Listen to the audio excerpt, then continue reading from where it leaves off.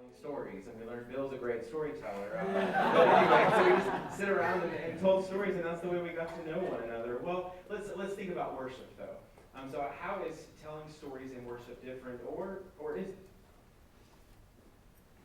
Well, I'm just going to play to the theater side. And like I said, that when you get a script, you create this character and you create this thing that's not you. But it still is a true, genuine relationship that the audience should feel. And I think that that's definitely true in worship too. It's your job to be genuine with the audience, to put them at ease. No one wants to listen to a storyteller who's like shaking or like doesn't know like what they're going to say next.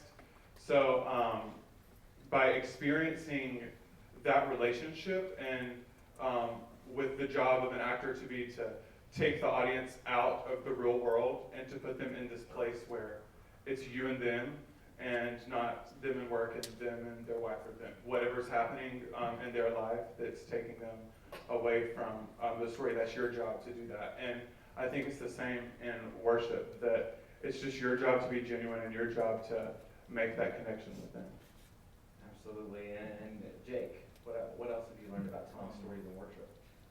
Well, in the context of maybe telling a story to your family, you would, the point would be maybe you'd have one point you're trying to convey, maybe be about football or how good the food is or like what you did over the weekend, whereas in worship, it always points to God and what God is doing.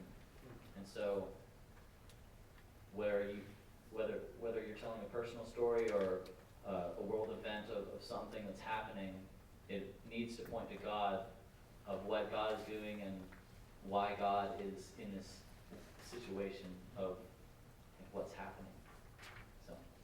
Yeah, absolutely. And then I think we get to this question, so we've talked about how it is that you prepare to tell a story in worship, and then it does have to point to God at some point, no matter what that situation is. So how do you prepare to do that? How do you prepare to tell your story in worship?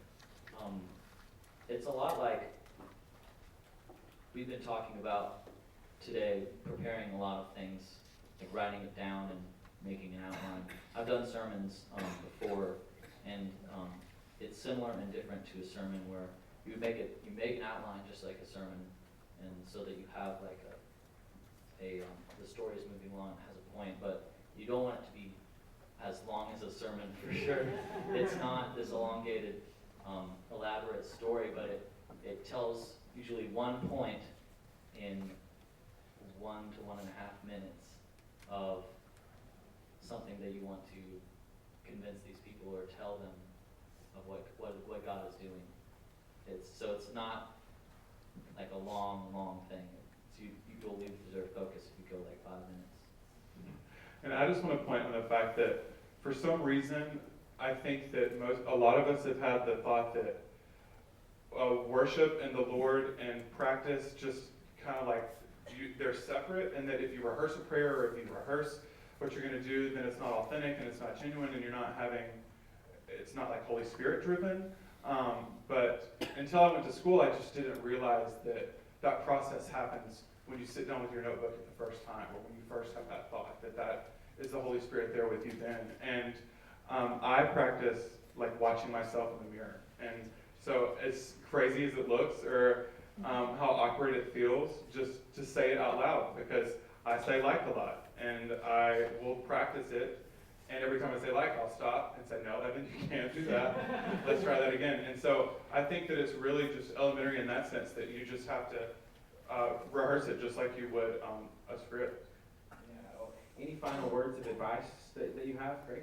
Going off of that, exactly what they just said, and making sure that you are concise and intentional, because it isn't a sermon. So you have to condense that, and you still have to convey an idea or evoke a reflection on what you're saying within that person. So like Jake said, it's all about God, but as you're telling this story, it's kind of like the stories in the Bible.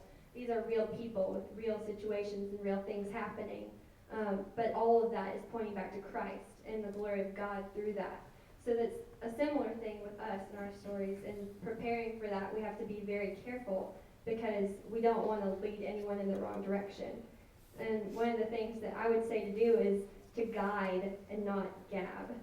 So you need to have a place where you're starting and you're taking them, like at my table we were talking about, you're taking them on a journey with you. One of my good friends describes it as getting on a plane. You want to go up and you want to take them, you want it to be a smooth ride. You don't want to have any of this going on. And then you want to have a smooth landing, because if you're not landing, then I mean, how many of y'all want to go get back on the plane and not land? No one. So that would be my closing thoughts on that. Great. You all are just full of airplane analogies today. Yes. All kinds of things.